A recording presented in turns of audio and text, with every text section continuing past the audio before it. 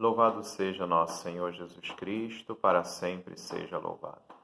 Em nome do Pai, do Filho e do Espírito Santo. Amém. Criador inefável, Tu que és a fonte verdadeira da luz e da ciência, derrama sobre as trevas da minha inteligência um raio da Tua claridade. Dá-me inteligência para compreender, memória para reter, facilidade para aprender, sutileza para interpretar e graça abundante para falar. Meu Deus, semeia em mim a semente da Tua bondade, faz-me pobre sem ser miserável, humilde sem fingimento, alegre sem superficialidade, sincero sem hipocrisia, que faça o bem sem presunção, que corrija o próximo sem arrogância, que admita a sua correção sem soberba, que a minha palavra e a minha vida sejam coerentes. Concede-me verdade das verdades, inteligência para conhecer-te, diligência para te procurar, sabedoria para te encontrar, uma boa conduta para te agradar, confiança para esperar em ti, constância para fazer a tua vontade. Orienta, meu Deus, a minha vida, concede-me saber o que tu me pedes e ajuda-me a realizá-lo para o meu próprio bem e o de todos os meus irmãos. Amém. Bom, nós estamos aqui gravando mais esse vídeo, estudando o Catecismo da Igreja Católica, e já fizemos alguns outros vídeos gravando sobre o que o Catecismo da Igreja Católica nos fala a respeito da oração cristã, e aprendemos muito com o Antigo Testamento. Depois uma série de vídeos falando sobre a oração no Novo Testamento, tendo como figuras centrais, sem dúvida alguma, Jesus e a Virgem Maria, que nos ensinaram ali características específicas da oração cristã. E agora vamos iniciar uma série de vídeos sobre uma terceira parte desse momento de estudo sobre a oração cristã na quarta parte do Catecismo da Igreja Católica, que fala sobre a oração no tempo da Igreja, né? Ou seja, como é que a nossa Igreja, ao ser fundada por Jesus Cristo, a Igreja Católica, ela partiu já de tudo aquilo que o povo de Israel possuía como identidade de oração bíblica e como foi construindo também a sua oração iluminada pelo Espírito Santo a partir das raízes bíblicas, formando aquilo que nós conhecemos na Igreja Católica como as nossas orações litúrgicas, né? Sejam as orações, às vezes, pessoais ou, sobretudo, as orações comunitárias. Então, nós estamos agora no número 2623, que é uma parte introdutória desse estudo que fala sobre a oração no tempo da Igreja, essa dimensão eclesial da oração e como os cristãos ouviram a voz do Espírito Santo para, digamos que, fazer a sua tradução de toda aquela dinâmica bíblica da oração, também numa linguagem que as pessoas daquela própria época puderam compreender, né? Então, o número 2623 diz que no dia de Pentecostes, o Espírito Santo, o Espírito da promessa, aquele Espírito que Jesus havia prometido aos apóstolos, de quando ele fosse embora, voltasse para o seio do Pai, ele lhes enviaria um paráclito, um defensor, que recordaria a eles todas as coisas, foi derramado nesses discípulos que estavam, segundo o livro dos Atos dos Apóstolos, capítulo 2, versículo 1, reunidos no mesmo lugar. Olha que bonito, né? A igreja que passava por aquele momento difícil, porque Jesus voltara para o céu, e é natural que inicialmente eles se sentissem um pouco perdidos. E agora? O nosso Mestre não está mais em meio a nós. O que será da nossa vida, né? Então diz a palavra que eles estavam reunidos no mesmo lugar. Então, enquanto eles esperavam na fé esse prometido por Jesus Cristo, eles eram perseverantes. Olha a importância da perseverança, né?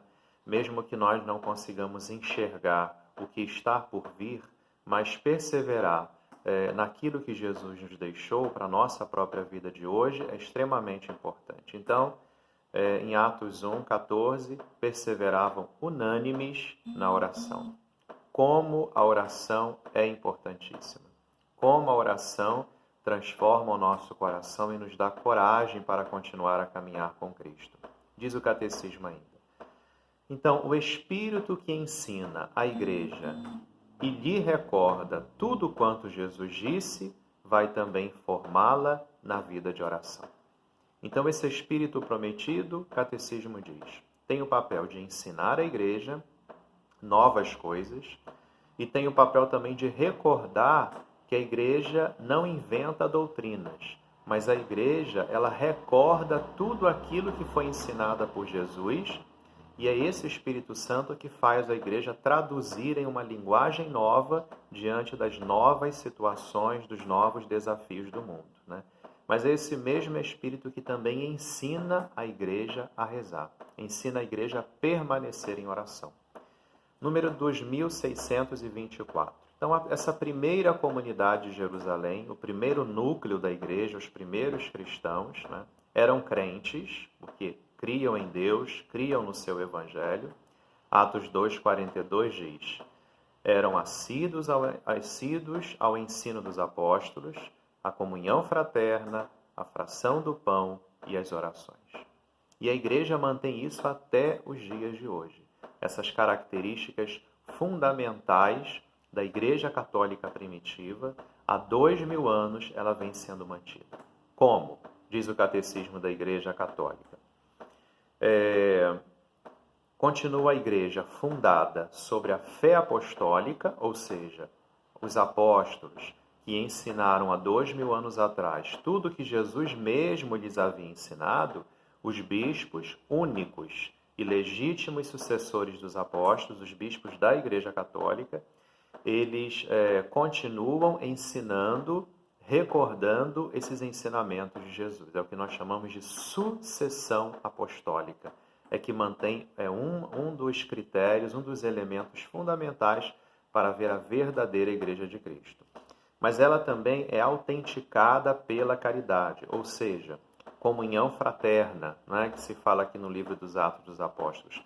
Nós continuamos essa comunhão fraterna, ou seja, continuamos sendo autenticada pela caridade, por esse esforço de nos amarmos uns aos outros, por esse esforço de amar o mundo, mesmo que o mundo nos odeie e fale mal de nós, e também autenticada pela caridade de compreender que muitas vezes nós damos um mau testemunho e o mundo que não conhece a Cristo nos cobra esse bom testemunho. E é bom, inclusive, que nos cobre. E aí nós temos a caridade no sentido de não nos deixarmos levar pelo ódio, pela raiva, pelo desejo de vingança, quando nós somos diminuídos na nossa fé, né? Porque nós agimos com caridade porque entendemos que somos muito pecadores e que algumas vezes damos, sim, seja nos pastores, seja nas ovelhas, um mau testemunho para o mundo. E aí não é direito nosso odiar o mundo. Nós temos que amá-lo. Por isso somos autenticados na caridade. O amor de Cristo é o nosso grande exemplo. E diz ainda que alimenta-se na Eucaristia. É o que no livro dos Atos dos Apóstolos dizia, fração do pão, né? Para nós é a Eucaristia. É esse pão eucarístico que com a consagração não é mais pão, mas é corpo de Cristo, e não é mais vinho, mas é sangue de Cristo. É o alimento do povo de Deus, né? Nos preparamos para receber esse alimento na Sagrada Eucaristia, na missa, e quando recebemos, esse alimento deve se fazer espiritualmente alimento para outras pessoas através de nós, quando o nosso agir e o nosso falar é como o agir e o falar de Cristo. E finalizando, número 2625 diz que estas orações, ou seja, aquelas orações que os primeiros cristãos aprenderam da própria tradição judaica, da própria Bíblia judaica e depois daquilo que foi passado oralmente, porque o Novo Testamento ele foi escrito só algumas dezenas de anos depois, né? Então, enquanto ele era passado, transmitido oralmente, então de toda essa riqueza espiritual que já existia antes mesmo do cristianismo e que depois foi sendo amadurecida cada vez mais no cristianismo oralmente passado, de pai para filho, de comunidade para comunidade, o Espírito Santo de Deus diz aqui o catecismo, ele recorda a igreja que o centro da igreja é Jesus Cristo. E é Jesus Cristo que reza. Então a igreja deve se tornar uma igreja orante. Esse mesmo Espírito conduz essa igreja para a verdade integral. Assume tudo o que Jesus ensinou, não somente algumas partes. Esse mesmo Espírito ainda suscita formulações novas de oração. A partir da base, que é a oração judaica, da oração bíblica, a igreja vai formulando novas orações para deixar ainda mais claro o mistério de Cristo na vida do seu povo, na vida do mundo, né? Então, é o Cristo que opera, o Cristo que sempre trabalha no mundo, na vida, nos sacramentos e na missão da igreja. Então, todas as orações que nós temos, que fazem parte agora do nosso patrimônio espiritual, na vida da igreja, nos sacramentos da igreja, na missão da igreja, foram suscitadas pelo Espírito Santo como amadurecimento da própria caminhada da igreja. Então, essas formas de oração que vão se desenvolvendo, por exemplo, nas tradições litúrgicas e espirituais. As tradições litúrgicas aqui, nós vamos ter tempo de falar sobre isso mais adiante, elas são um jeito, por exemplo, de celebrar a Santa Missa, né? Na nossa Igreja Católica, existem ritos de celebração da missa válidos, a gente pode participar de qualquer um deles, que não só é o romano, né? Nós temos o rito, então, da Igreja Católica Apostólica Romana, nós temos o rito de São Basílio, nós temos o rito copta, sírio malabarese, sírio malancarese, maronita e outros ritos que na sua essência são o mesmo, mas podem modificar uma parte ou outra que não há problema, isso não vai implicar em nada na validade do sacramento, né? Então, tem coisas na celebração da missa que são iguais em todos os ritos litúrgicos, mas existem algumas coisas que podem ser modificadas de acordo com a cultura de cada povo. E é isso que aconteceu. É o Espírito que mantém a unidade da igreja dentro dessa diversidade.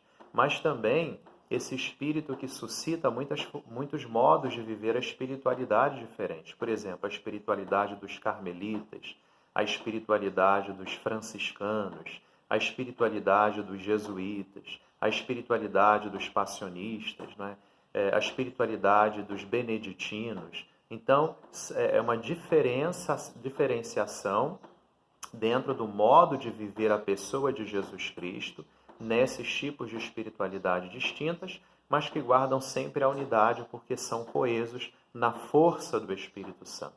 Então, vejamos como é bonito esse Espírito Santo que nos ajuda a entender que na igreja deve existir sempre a unidade, mas isso não significa, nem mesmo na oração, que somos todos iguais. A diversidade de dons e carismas, como o próprio São Paulo diz, mas o mesmo é o Espírito Santo.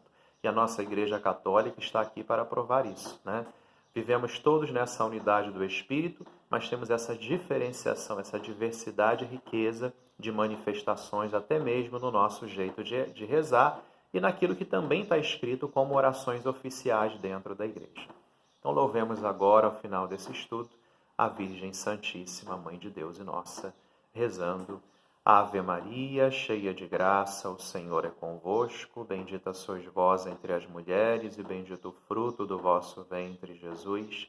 Santa Maria, Mãe de Deus, rogai por nós, pecadores, agora e na hora de nossa morte. Amém. Jesus, manso e humilde de coração, fazei o nosso coração semelhante ao vosso. Fiquem na paz de Deus.